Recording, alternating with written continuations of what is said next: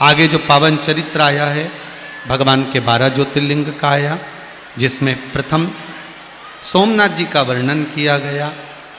महाराज भगवान चंद्रदेव को काया गलने का रोग हो गया था, शिव की आराधना करी, चंद्रदेव की काया अच्छी हुई, शिव जी का नाम सोमेश्वर महादेव हुआ। अगला वर्णन आया मल्लिकार्जुन, भगवान कार्तिक के रुष्ट होकर चले गए थे, जिनको भगवान शंकर और पार्वती जी मनाने के लिए पहुँचे। भगवान श्रीशैलम पर मल्लिकार्जुन के रूप में विराजमान हुए। अगला वर्णन आया है महाकाल, दूषण नाम के राक्षस ने ब्राह्मण के बच्चों को निचोड़कर उसका रक्त पीना प्रारंभ किया। ब्राह्मणों ने शिव जी की आराधना करी, शंकर भगवान आए, दूषण नाम के राक्षस का काल बनकर भगवान प्रकट हुए, शिव जी का नाम महाकाल पड़ गया। बोल महाकालेश्वर भगवान की।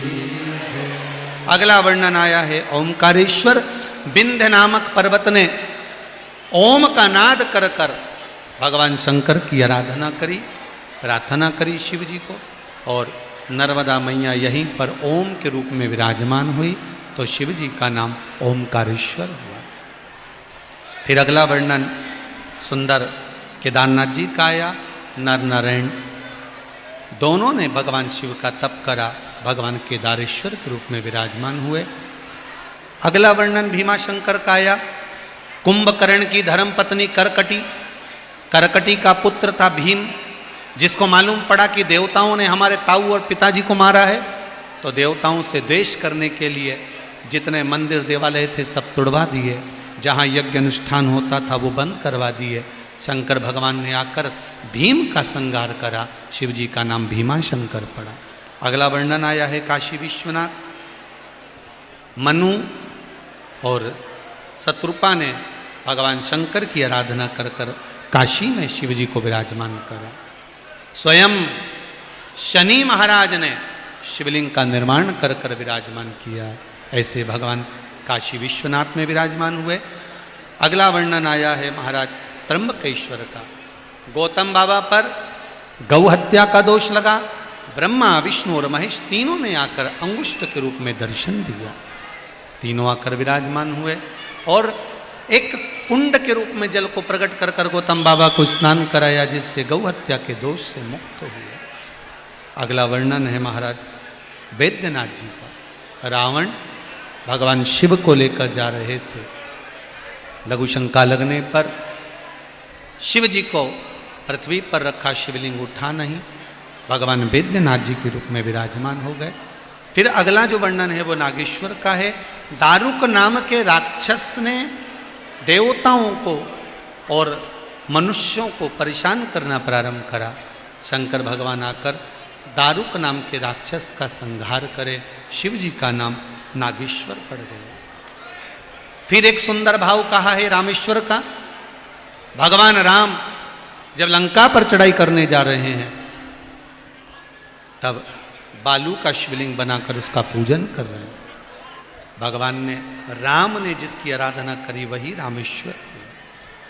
देखिए मेरे राम जी महाराज के जीवन में भी अगर दुख आया, सेतु पार नहीं हो पा रहे थे, तो शंकर की आराधना कर कर सेतु पार हो गए थे। आपके जीवन में भी जब दुख आए, कोई बांधा आ गई, पार नहीं हो पा रहे हो, तो शंकर का नाम लेकर आगे बढ़ जाना, सारी बांधाएं मिट जाएगी और आप आगे बढ़ जाएंगे।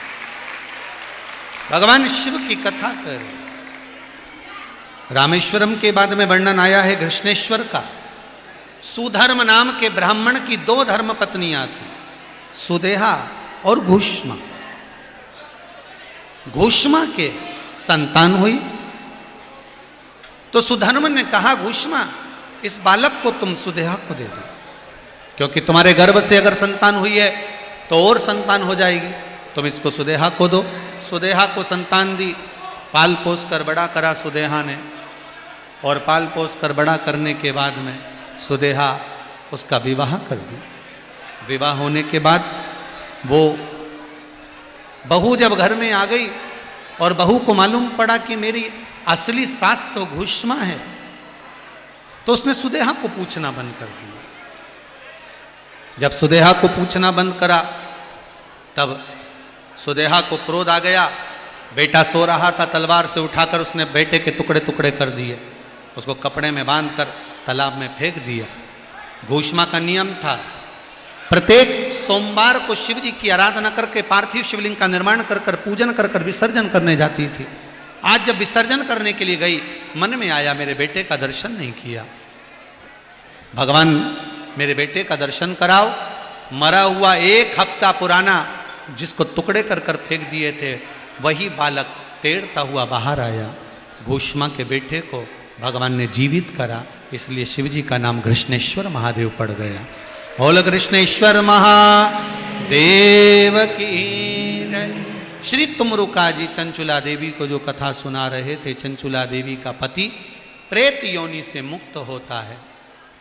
महाराज प्रेत योनि से मुक्त हुआ, शंकर भगवान से तुमरुका जी ने निवेदन करा, भोलेनाथ ऐसी कृपा करिए, अगर कुछ देना चाहते हो तो ऐसा वर दे दो कि संसार में जन्म लेने वाला मनुष्य शिव महापुराण की कथा को अगर श्रवण करता है, उसकी 7 पीढ़ी में अगर कोई प्रेत योनि में भी पड़ा हो तो वो मुक्त हो जाए, ऐसा वर प्रदान कर दिया।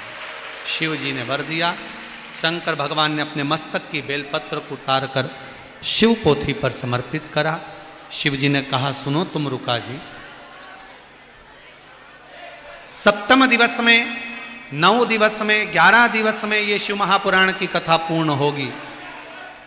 जितने दिन बीच के रहेंगे उसमें जो बेलपत्र शिव पोथी पर चढ़ती है वो अमृत का काम करती है, औषधि का काम करती है, रोग से मुक्ति देती है। और 7वें दिन, विराम के दिन, जो बेलपत्र शिव पोथी पर चढ़ती है वो कुबेर भंडार का कार्य करती है। ऐसी बेलपत्र भगवान शिव को समर्पित करते हुए, तुमरुका जी को वर देते हुए शिव महापुराण को तुमरुका जी विराम देते हैं। आनंद के साथ भगवान तुमरुका जी ने इस पावन शिव महापुराण को विराम दिया, जो जीव के कल्याण करने वाली है।